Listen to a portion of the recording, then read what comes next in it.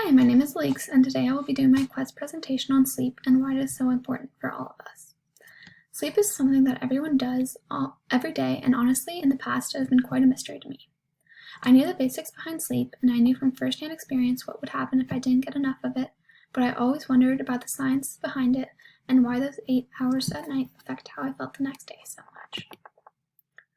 Before I go more into depth about what sleep is and its benefits, I wanted to quickly address how sleep has been portrayed in the past, and still is today, as a kind of weakness. I personally have always slept what seems like an abnormal amount compared to my peers, and I have been jealous of people who are able to pull all-nighters in the library studying. I feel like as a society, we have seen the need for sleep as a waste of time, and sleep deprivation is something people must push past in order to achieve success. Doctors working 30-hour shifts and CEOs staying in the office until late at night are constantly portrayed in the media, and I wanted to learn more about if these depictions were ones I should copy in order to achieve success. Sleep is comprised of 2 main stages: non-rapid eye movement sleep and rapid eye movement sleep. I'm sure that many of you have heard these terms before, but I wanted to define and broadly explain which each is responsible for.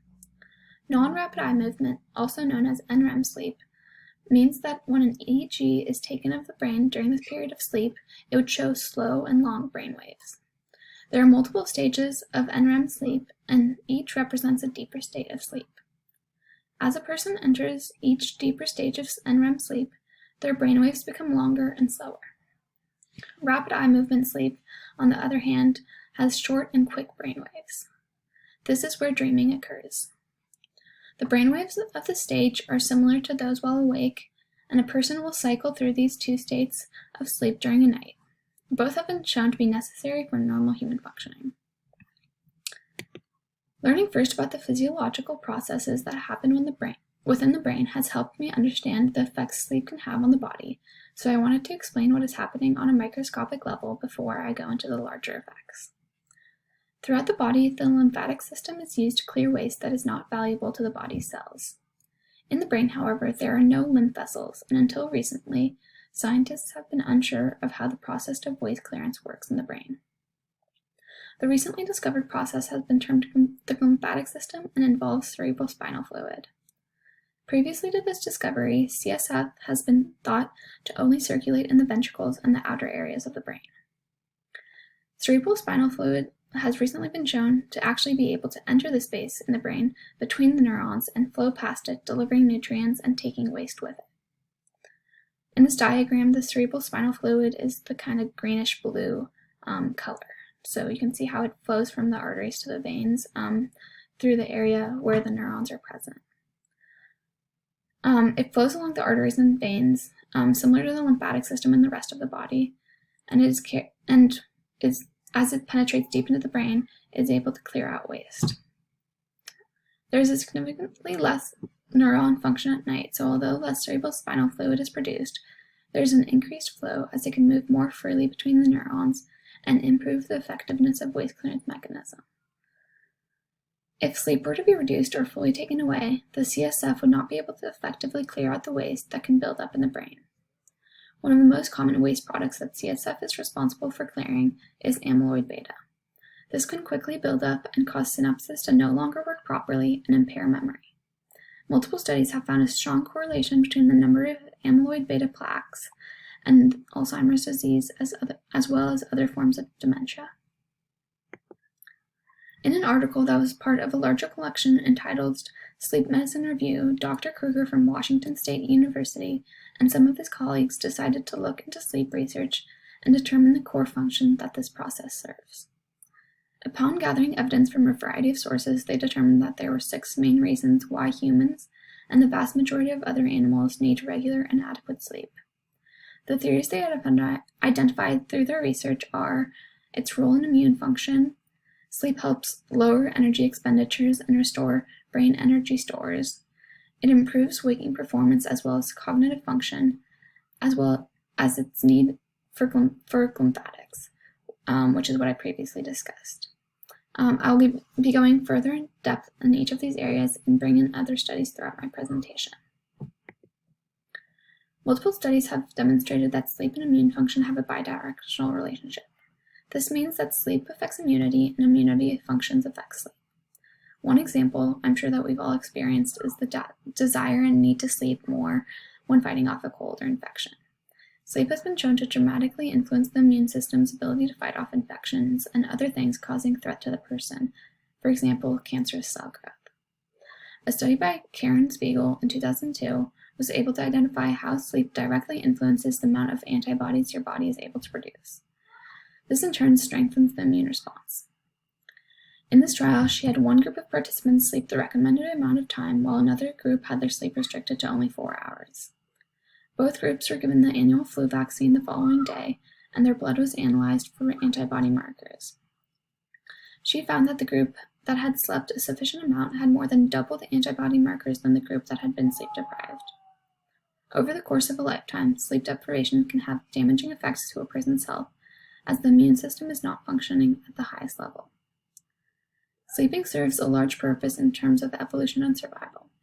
When you sleep, your body requires less energy and overall reduces caloric use.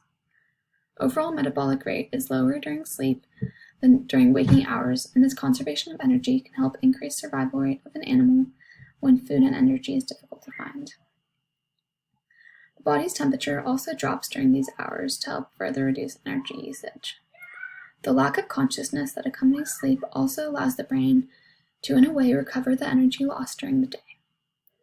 Kruger suggests that due to a lack of activity, more glucose and energy in the form of ATP can be mobilized to restore the brain's energy stores. This means that the brain is able to recharge and function properly for the following day. It has also been shown that sleep has been able to improve physical performance, and that by taking sleep away, individuals' abilities lower drastically. Reaction time has repeatedly been shown to decrease when an individual has slept a sufficient amount. Although these trials have proven the physical impacts sleep can have, subjects were most generally tested with a simple device and the push of a button. In 2011, however, a study was done on collegiate-level basketball players to determine how sleep truly affects high-level athletes and their performance in a real-life setting. In this study, athletes were assessed on sprint times and free throw shooting accuracy. The researchers then required them to spend a minimum of 10 hours in bed at night in order to understand how above-average sleep quality would affect their athletic performance. Compared to their previous statistics, players' athletic performance increased greatly, and the participants additionally self-reported an overall improvement in well-being. Increased cognitive function is likely one of most studied areas in sleep research, and it is now well established that sleep is necessary for optimal cognition, and a lack of sleep can cause devastating effects on learning and memory. This can also be tied back to the physiological function of sleep and how it is necessary for voice clearance, that then leaves the synapses able to fire quickly and work as best as possible. Sleep plays a larger role in learning, and the timing between when sleep and learning happen have been shown to be related. Holtz and his colleagues performed a study on teenagers to determine how sleep timing plays a role in memory formation and retrieval.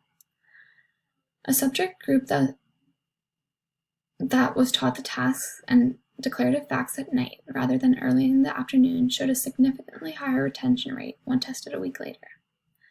This study suggests that sleep timing also plays a role in the creation of dendrites. Dr. Lee supported this theory in his own study on mice that showed that during REM sleep, postsynaptic dendrites of neurons that were unused were pruned or eliminated, which in turn left additional room for new dendrite formation, a step that is crucial in the creation of new memories.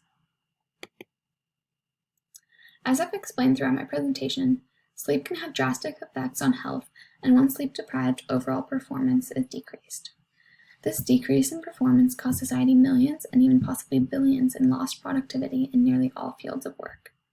A more serious example of how sleep deprivation can be detrimental to an individual and society as a whole is drowsy driving. When driving, even a second when a person's eyes are not focused on the road and their surroundings can cost lives. According to the CDC, 6,000 deaths yearly are caused by sleep-deprived drivers. While doing research on the issue, I came across a story that had a greater impact on me than the statistics. In 2006, an 18-wheeler truck crashed into a car that was filled with 7 teenagers and children. The impact from the crash caused the car to then hit a school bus filled with 9 children. The impact from the truck was so powerful that it caused all 3 vehicles to travel through a ditch. All 7 passengers of the car were killed, the youngest being a baby of only 12 months, and all others sustained serious injuries. It was later found out that the truck driver had been working a 34-hour straight shift and had fallen asleep at the wheel. The CDC also states that a person who has been awake for only 24 hours in a row has the cognitive function of a person with a blood alcohol content of 0.1%, which is higher than the legal limit of 0.08% in all states. Society often talks about the dangers of drunk driving, whereas drowsy driving is not nearly as commonly mentioned, although they are both fatal. If you happen to be falling asleep while on a long trip, I hope that I was able to show you how truly necessary it is to pull over and take a nap. In the past, doctors were quick to prescribe medications to help patients who had difficulty sleeping without looking into the true cause of the problem. There's an abundance of sleep disorders that can cause a person to be unable to get the proper quality or quantity of sleep that is needed. There seems to have been a recent shift in the medical community in attitudes towards prescribing medications to patients, and more have turned to advising specialized sleep therapies. This is likely due to the large amount of studies showing that side effects of prescription drugs far outweigh the benefits. Lorazepam, for example, when given in a trial conducted by Anthony Cales, made the participants feel anxious, and many felt that their memory was impaired, and they felt confusion. Furthermore, when the drug was taken away, participants had a greater insomnia than before. This is a common consequence that is known as the withdrawal effect. I think that this is a positive shift, and as more understanding and research on sleep disorders are developed, less people will have to suffer the consequences of long-term drug use. I've learned throughout this Quest project how sleep works and the clear benefits that it can bring in so many areas of life.